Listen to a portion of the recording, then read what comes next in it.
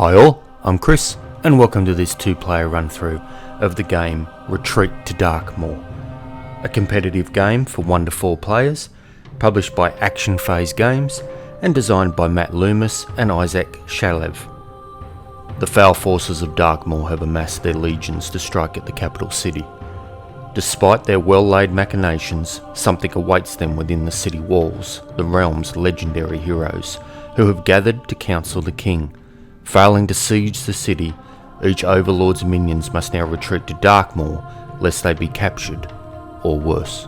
In Retreat to Darkmoor, 2 to 4 players assume the role of Dark Overlords of the realm, each commanding an identical army of minions.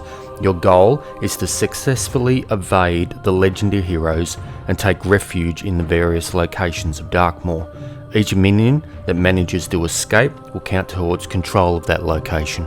Okay, so here we have the game set up. We have our 3 locations that our minions are going to be trying to escape to. These are drawn randomly from a deck of various locations, and all of these are double-sided, so there's plenty of replayability in the game in that factor. The villages we have that they're escaping to is the Merkdale village, and its condition is, during final scoring, only humanoid minions will count towards control of that location, and we'll go into the 3 different types of minions during the course of the run through. We've got the Bewilderlands. The Bewilderlands during final scoring is it has beast minions count as having double the peril value when determining control of the location, and again with the peril value we'll go into that in shortly. And then we have the Tower of Glork. Now the Tower of Glork has no special things, and it is worth 9 victory points at the end of the game to the person that can capture it. We've got our identical player decks. These are full of our minions, and we've drawn our starting hands of 5 cards each. Now down here we have our hero deck. Again, like the locations, these are drawn from a variety of different options, giving the game plenty of replayability and changing the conditions. Now depending on player count, you'll have a different number of heroes in the deck. For a 2-player game, we're going to be going through 5 heroes. Now the game will end, this is our game timer, when the last hero has been drawn and defeated, or we've escaped from them, that will end the game. If we're playing a 3-player, we'd have 6 heroes, and a 4-player would have 7. Now a game turn in Retreat to Darkmoor is very straightforward. There has 3 stages to it. We're going to be playing a minion to one of these locations, then we're going to check the peril. So what's going to happen if we draw our hero now, and we have Vada Blindblade, who's a pirate. When he attacks, after Yada Blindblade attacks, place 1 permanent peril token on the location of the horde he attacks. And again, we'll get into that as the game progresses. But if we see here, he has a point value of 7 in the top left-hand corner. So this is the hero's peril threshold. As we're going to be laying our creatures down in these columns, once the total peril value meets or exceeds the hero's threshold, then he will attack that column, specifically the last card. Any cards that survive the attack make it safely to the destination, and at the end of the game we'll score and see who has control and possibly gain those victory points.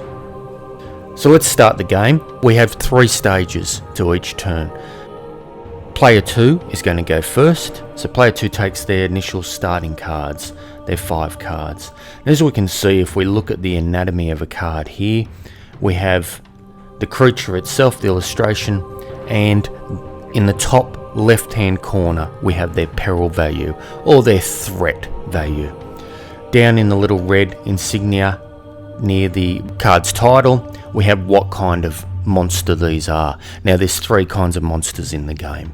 We have beasts, which are designated with the little bat symbol.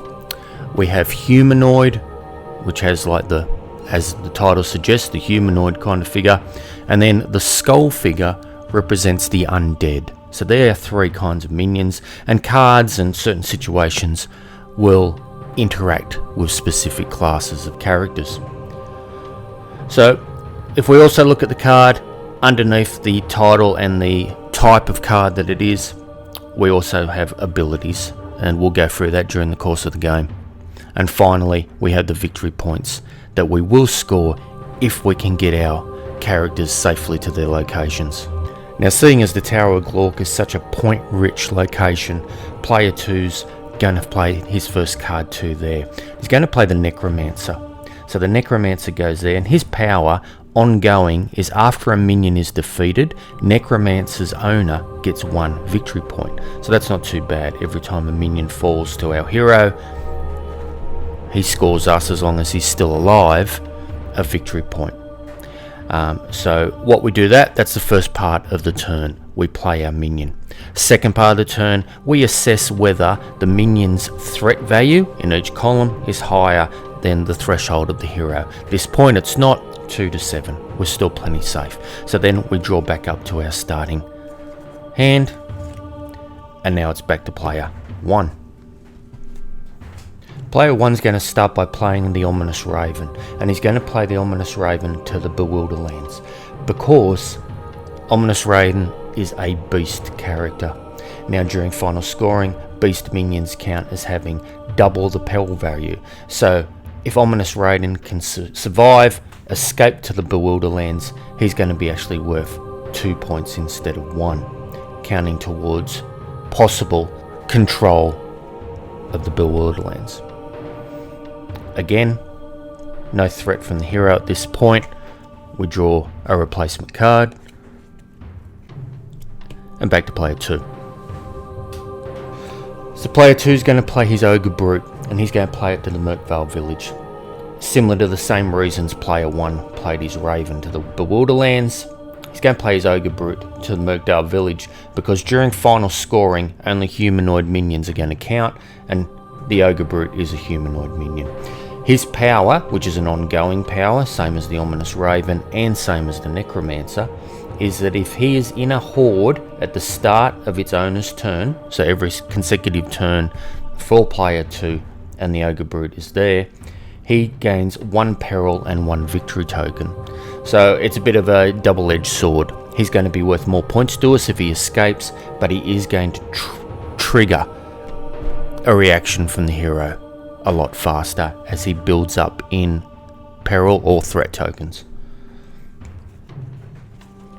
Player 2 draws his replacement card, and back to player 1. So player 1's going to play his Charging Minotaur to the Bewilderlands. Again, it is a beast minion, so it will count double in final scoring. Now, Charging Minotaur also has an ongoing power. After the legendary hero attacks this horde, defeat the adjacent minion with the highest victory point total. So that could hurt us, dependent on if player 2 is going to place higher ranked cards than the Ominous Raven. Our chances are fairly good. The Ominous Raven is only 2 victory points. So if player 2 places cards of a higher value to either side, adjacency in this game is orthogonal, so never diagonal, then the Charging Minotaur, if this row does get attacked, will remove one of the adjacent cards. Player 1 redraws up to their hand, turns around, and back to player 2. Now, before player 2 continues with his turn, we need to keep track of this Ogre Brute. So every time it cycles back around to player 2, the Ogre Brute is going to increase in threat. So he goes from a 1 threat to a 2, and he gains an extra victory point. That victory point will go to player 2's pool if the Ogre Brute can escape to the Merkvale village.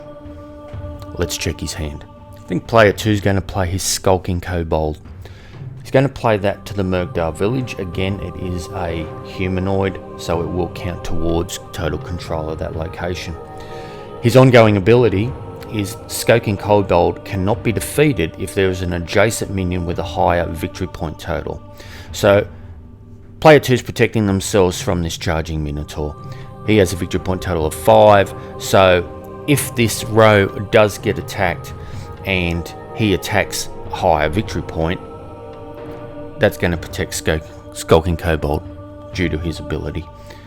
And we draw a replacement card. Player 1. Alright, so player 1's going to play the Tormented Banshee. When we play this, it's immediate ability. So we have two kinds of ability during the game. We have the ongoing, which we're seeing here, and then we have the immediate, which is triggered straight away when you play it. The immediate ability of the Banshee, return an adjacent minion to its owner's hand. So we've played the Banshee to there. We're going to return the Necromancer, player's hand, and whenever there's a gap in a column, you just advance the cards to fill that gap. So now Tormented Banshee moves to the top, and player 1 starts their investment in the Tower of Glork. We draw back up to our 5 cards, and it's back to player 2. Start of player 2's turn, we add another peril token and another victory point to the Ogre Brute. So as we can see, that's climbing up now. We have 3, 4, 5. It will trigger once we hit 7, and the pirate Blind Blade will attack that column, or the last card thereof. Back to player 2's turn. Player 2 is going to play the Spotted Griffin. Now it has an immediate ability. When you play Spotted Griffin, in place of a minion in any horde, and move that minion to the back of any horde. So instead of playing to the final position in a column, it replaces a card. And what we're going to do in this regard, Spotted Griffin is going to replace the charging Minotaur and force him to the back of the column.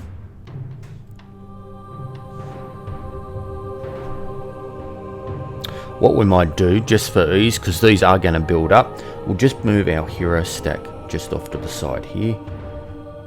There we go. Alright, so we've played our card. Next part of our turn, we assess the total point value. We're now at 5 points, too shy of triggering the hero. Player 2 draws their replacement card, and it's back to player 1. Player 1's going to play his Dragon Lynch to the Tower of Glork. No powers on that, just a straight up to threat value, and more importantly, a very high victory point value for the end game scoring of 5 points. So now the Tower of Glork has 4 peril. Draws back up. Player 2. Player 2 adds another threat and an additional victory point to the Ogre Brute. Player 2 is going to play his Skeletal Warrior.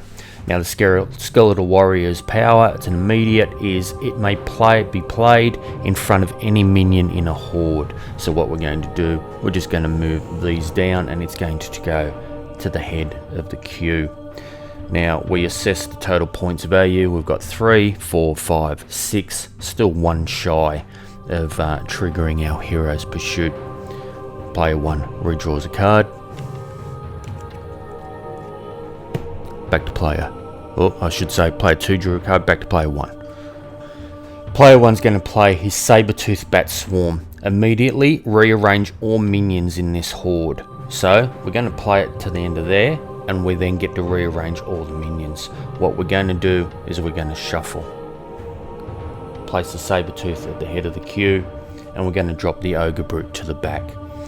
Now, even though this Saber-Tooth Bat Swarm is not going to count towards Murkdale's total being a beast minion, his main concern in this regard was eliminating the Ogre Brute, which hopefully will happen on the next turn. Player 1 draws back up to their hand, size of 5, and back to player 2. Player 2 adds another peril onto here and another victory point. So it's gone up to 4 possible victory points, but the more pressing and dangerous aspect of this, we're now at 5 peril value. So that well exceeds what the pirate's going to do. Now player 2 wants to protect the Ogre Brute. They know it's going to be 4 victory points to them, and it's going to count towards the Merkdale village. So in that regard, they're going to play a Lumbering Troll. Now the Lumbering Troll's ability is to immediately move an adjacent minion to the back of any horde. So we're going to play the Lumbering Troll to the Tower of Glork, and then we can move the Spotted Griffin to the back of the Merkdale village. Charging Minotaur is going to move up, and that's the end of player 2's turn. Before we redraw though, we've got the stage of assessing if the hero attacks, and in this case the hero will, because now Merkdale village, the total threat value amassed through the monsters is now at 8 points. So Yada Blindblade is now going to attack this column here. Now again, part of the criteria of this hero is when they attack, place a permanent peril token on the location of the horde he attacks. So we're going to be attacking this horde here. Now it is already at a peril of 1 for any future heroes that are going to come out. He's going to attack the last minion in the stack, so the Spotted Griffin goes to player 2's discard pile. We discard that hero. We'll just place him off to the side there. Now what's going to happen is these peril tokens are returned to the box. Don't need them anymore. More importantly for player 2, player 2's now scored 4 victory points. These creatures will all escape to the safety of the Merkdale village. I'll just put them up the top here. We draw a new hero character. So now we have the Inquisitor Polinus, who is a Crusader. This hero's ongoing power is during the draw step, players draw up to 4 cards instead of 5. So while this hero is in play, we're only going to have a hand size of 4. One other thing we do need to check also is any ongoing abilities that may be in relation to these guys fleeing, and I'm pretty sure we do have that. If we look at the Ominous Raven here, Ominous Raven may escape after an adjacent horde escapes. Why not? It's a safe way for that Raven to escape, and it also helps player 1 in that it limits the total peril value of this column. So the Raven will escape as part of his condition. Minotaur's going to move up. Now player 2 at this stage would normally draw back up to the hand size of 5, which they are at, but during the draw step, players draw up to 4 cards instead of 5. So we are at 5 cards, which we probably shouldn't be, because we did play the Lumbering Troll. So what we'll do, we'll discard randomly down to 4. Just put one of these cards back into our deck. So we have our legal now hand size of 4 cards.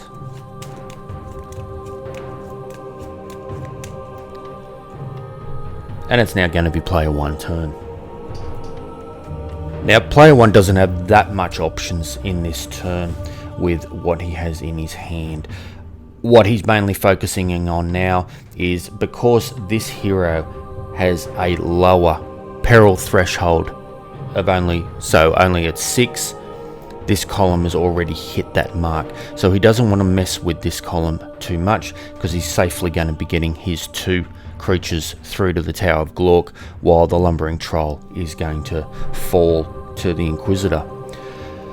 In that regard, he's going to play his Skulking Kobold. Now, the ongoing ability, it can't be defeated if there's a higher adjacent minion with a higher victory point value. But he's going to play the Kobold to the Merkdale village, that way not changing the configuration of the existing columns.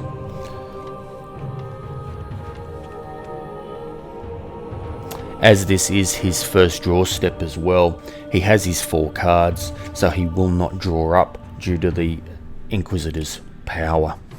So, before he would have drawn up though, we would assess the total threat value, and as we can see, we now have 6 threat at the Tower of Glork. So the Inquisitor will attack. They will attack the Lumbering Troll, which goes back to player 2's discard. Both of these make it through. They do escape. We discard the second hero. We're going to draw a third. So the next hero, I'm not even going to try and pronounce the hero's name. It's a rogue, and when it attacks, it defeats the minion or minions with the highest peril value in the horde instead of the minion at the back. So something to keep track of. That's the end of player 1's turn. Now, because we did do that in the correct order that way, the final part of a turn is to draw up. Because the Inquisitor did finish and move on, we now can draw up back to our hand size of 5, because we do have a new hero. And player 2's turn. Player 2's going to play their Necromancer to the Tower of Glork. Necromancer's ongoing ability is when a minion is defeated, its owner gains a victory point. Also, player 2 can see that during the final scoring of the game, we now have 2 minions from player 1 at the Tower of Glork, so he needs to make an investment there to try and get some control of that location. So we draw back up. Was only at 3 cards, draws up 2 more. And it's back to player 1's turn. Player 1 hasn't got that much options in his existing hand, so he's going to play Malevolent Sphinx. Malevolent Sphinx has an immediate power where I get to look at the top 4 cards of my deck, choose 1 to put into my hand, and discard the rest. So we're going to play the Sphinx to the Bewilderlands, specifically because it is a beast minion and we want its value to double for control. So as part of power, we can look at the top 4 cards. So we have the Changeling, an Orc War Chief, a Fallen Knight, and the Ancient Mummy. Briefly go over their powers. So the Ancient Mummy is a undead, and its ongoing ability is it ignores the abilities of all other minions. 2 victory points as well. The Fallen Knight ongoing ability, again, it also is an undead. While Fallen Knight is at the back of a horde, its peril is considered 0. War Chief, it's a humanoid. He has an immediate power to add 1 peril token to all adjacent minions. 4 victory points at the end of the game. And lastly, the Changeling, again, a humanoid. Ongoing ability, if Changeling is in a horde at the start of its owner's turn, discard Changeling and play a minion from your hand in its place. Okay, so we can choose one of them to put into our hand and discard the rest. And I think we'll take the Orc War Chief. So Orc War Chief goes to our hand. I'm going to discard these 3 cards.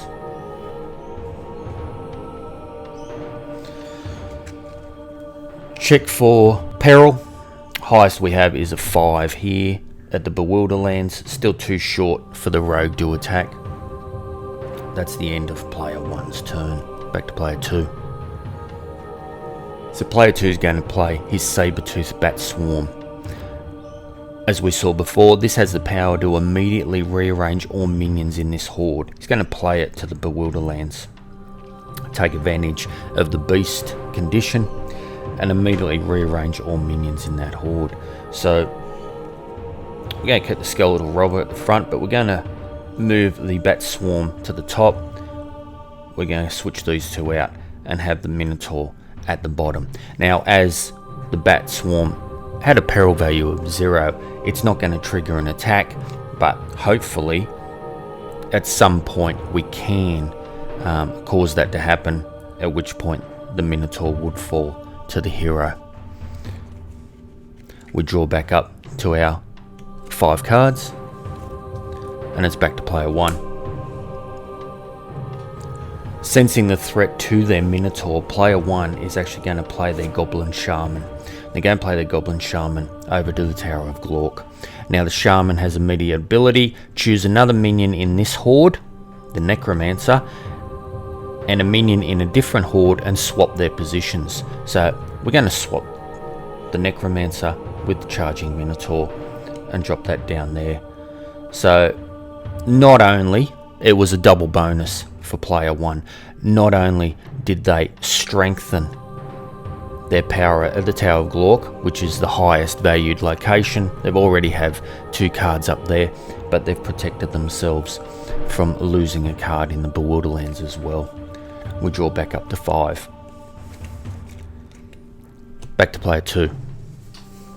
So, fortuitously for player 2, they also have their Goblin Shaman in their hand, which they will play to the Tower of Glork. So, choose another minion in this horde and a minion in a different horde and swap their positions. Player 2 is going to take the charging Minotaur and revert it back to its spot at the end of the Bewilderlands and reclaim their Necromancer to that spot there. Still doesn't trigger the 7. We are only at 5 at this point, but we do have 6 now in this column. Still not enough for the hero to trigger, so player 2 draws their replacement card. Back to player 1. Player 1 is going to play their Skeletal Warrior. So immediately, Skeletal Warrior may be played in front of any minion in a horde. We're going to play to the front of the Tower of Glork.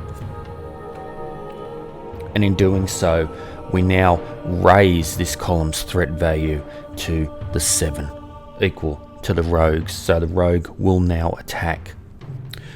As we said before though, the rogue's power, if we read this, defeats the minion or minions with the highest peril value in the horde instead of the minion at the back.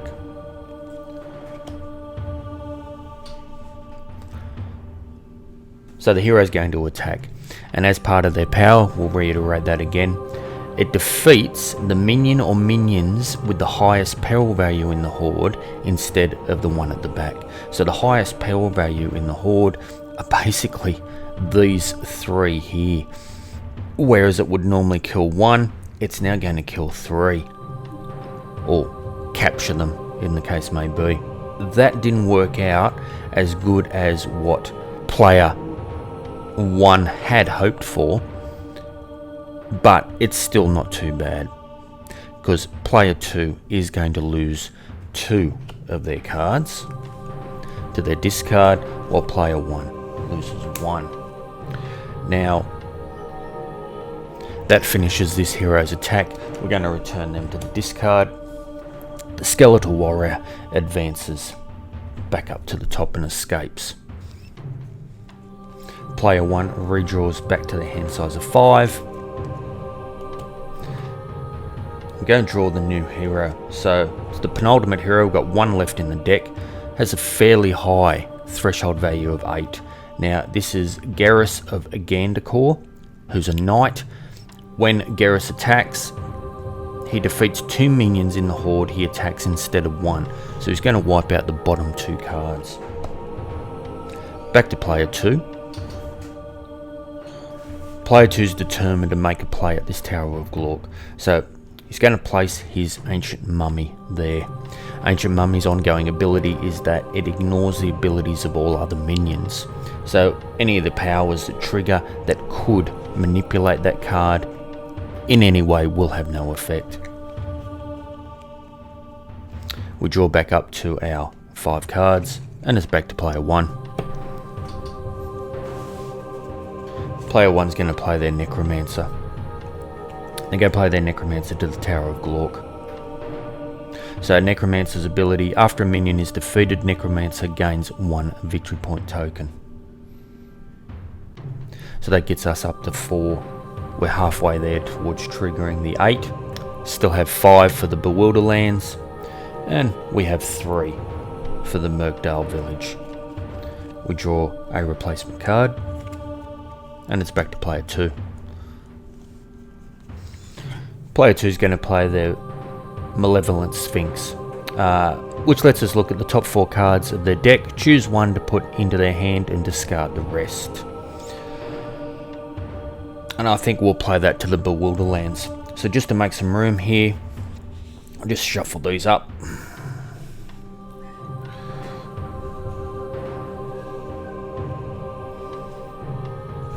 And place that at the bottom there.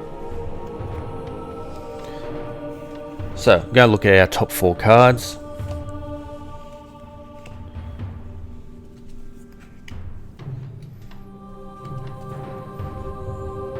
And we've got the Ominous Raven, who is a beast who has an ongoing power. They can escape after an adjacent horde escapes.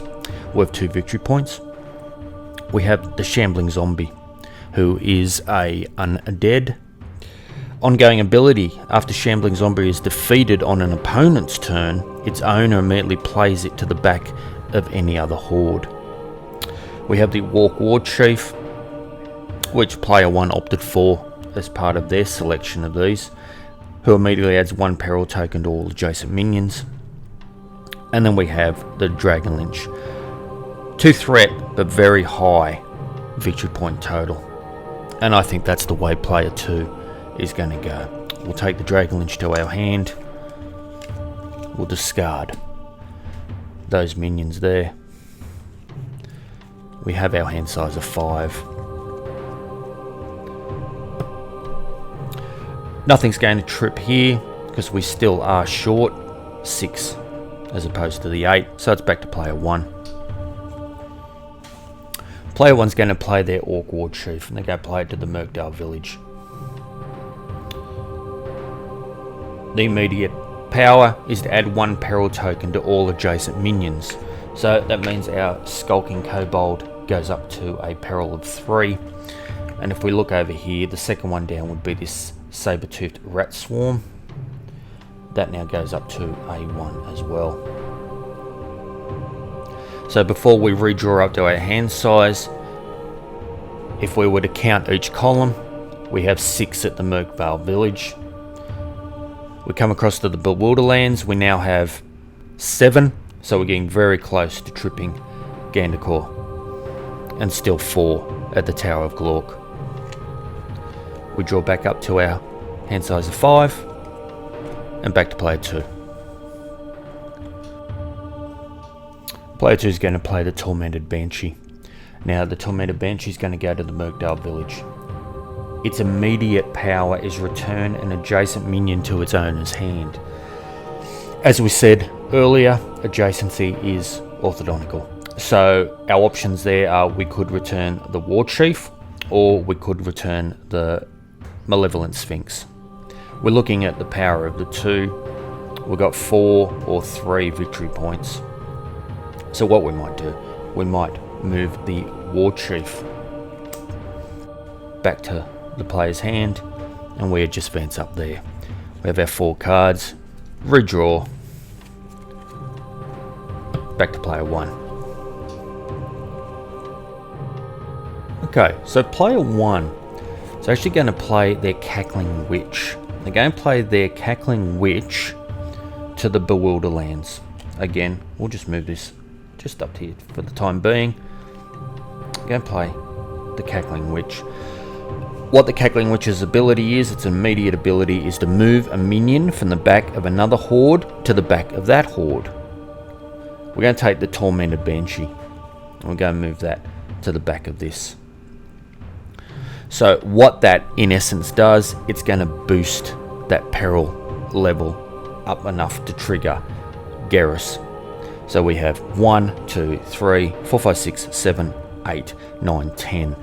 Now, it was a bit self-sacrificing by player 1 to do that, in that we know Geralt's Gandakor's power is he's going to take out the bottom 2. So he's going to take out the Banshee, and he's going to take out the Cackling Witch. Now, just as a reminder to ourselves now, because the Necromancer is there, after a minion is defeated, Necromancer's owner gains 1 victory point. So 2 minions were defeated, so that's 2 victory points to player 1. First part of the bonus of what they've got. Now, all these guys are going to escape. Now, even though player 2 does have 3 escaping minions going up there, 2 are beasts, same as what player 1's, so they are going to get the benefit of the Bewilderland's final scoring bonus. The third is an undead. But the more pressing thing here that player 1 did observe is they have a very high victory point total, so they're happy to get those guys across the line, even if it meant an extra card going to player 2.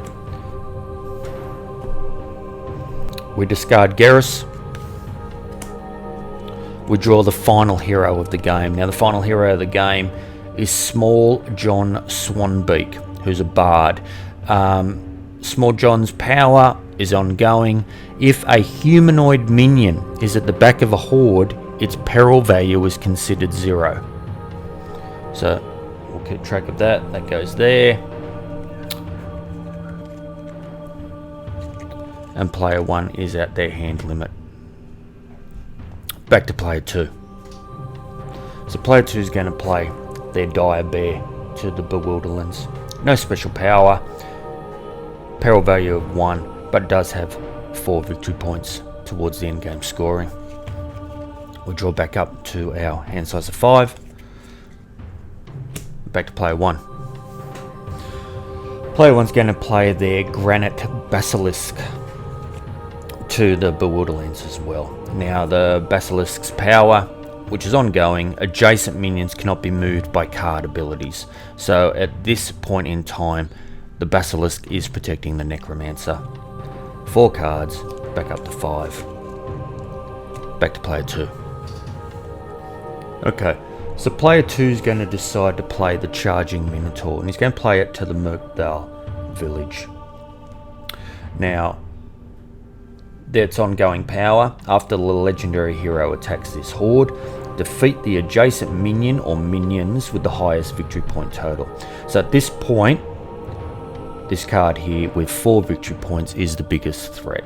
Not only to capturing this one here, but also to basically endgame scoring as well. Now, it was a bit of a self-sacrificing move to do that, because what now is going to happen? We've got 3, 4, 5, 6, 7 points, which is going to trigger the final hero of the game. So we'll just put these cards off to the side. Now, after they attack, even though Small John is going to beat the Minotaur, the Minotaur's power still does activate. Okay? So the Minotaur is defeated. It goes to player 2's discard, but the Granite Basilisk is also defeated as well. That one's discarded. Any remaining minions now successfully escape to their locations. So we don't need these threat tokens anymore. That goes through, and these go through. Now we prepare for final scoring. Okay, so as part of final scoring, we need to determine who has captured the final locations, and that's done as easy as determining who has the highest total peril value amassed through their escaped minions. And in this regard, we see quite easy that player 1 had 7 points of peril as opposed to player 2's 2. So player 1 captures the Tower of Glork. Moving on to the Bewilderlands. We have got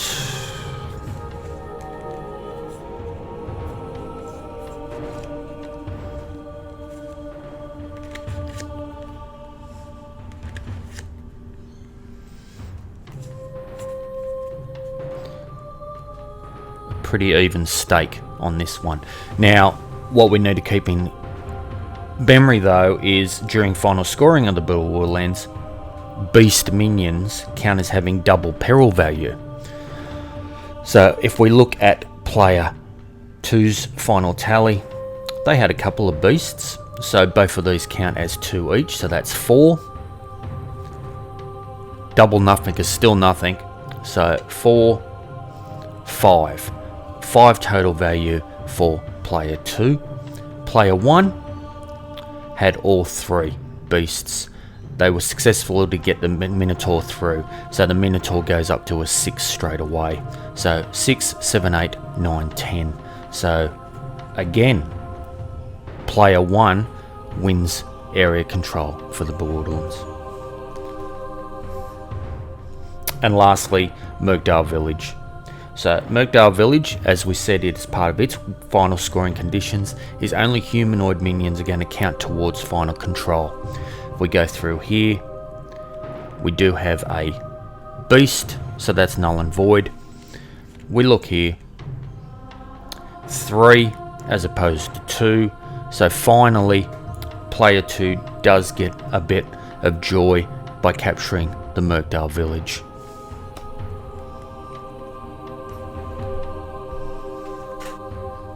And lastly, we tally up the total score for the game, and this is done by 3 factors. We're going to add the total point value of our locations. In this regard, player 1 had 13 points for their locations as opposed to player 2's 4.